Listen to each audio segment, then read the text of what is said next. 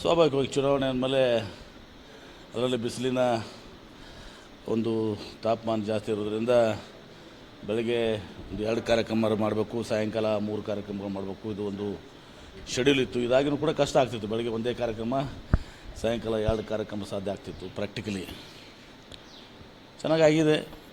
ಇಲ್ಲಿ ನಾವು ಗೆಲ್ತೀವಿ ನಿಶ್ಚಿತವಾಗಿ. ರಾಜು ಅಲ್ಗೂರವ್ರು 1 ಲಕ್ಷ ಅಂತರದಿಂದ ರಾಜು ಅಲ್ಗೂರವ್ರು ಗೆಲ್ತಾರೆ. ಆಮೇಲೆ ಓವರಾಲ್ ನಾವು ನಮ್ಮ ಸೋರ್ಸ್ನ ತಿಳ್ಕೊಂಡಿದ್ದೀವಿ. ಈ 14 ಸೀಟ್ರಲ್ಲಿ ಇವತ್ತೊಂದು ದಿವಸ ಕನಿಷ್ಠ ಪಕ್ಷ ನಾವು 10-11 ಸೀಟ್ಸ್ಗಳನ್ನ ನಾವು ಗೆಲ್ತೀವಿ. ರಾಜ್ಯದಲ್ಲಿ ಎಷ್ಟಾಗಬೇಕು?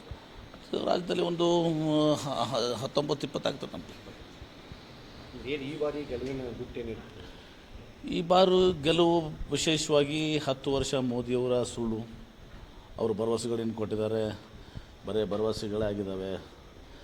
ಅಚ್ಚೇ ದಿನ ಬಂದಿಲ್ಲ, ಜನಕ್ಕೆ ಉದ್ಯೋಗ ಸಿಕ್ಕಿಲ್ಲ, ಬೆಲೆ ಏರಿಕೆ ನಿಯಂತ್ರಣ ಆಗಿಲ್ಲ. ಮತ್ತು ಭ್ರಷ್ಟಾಚಾರ ಬಗ್ಗೆ ಮಾತಾಡೋರು, ಇವರು ಭ್ರಷ್ಟಾಚಾರ ಕೂಡ ಈ ಚುನಾವಣಾ ಬಾಂಡ್ನಲ್ಲಿ ಒಂದು ದಿವಸ ಎಲ್ಲ ಬಹಿರಂಗ ಆಗಿದೆ.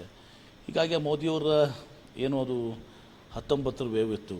ಆವಾಗ ಪುಲ್ವಾಮಾ ರಾಷ್ಟ್ರೀಯತೆ ಬಗ್ಗೆ ಜನರು ಮತ ಹಾಕಿದರು.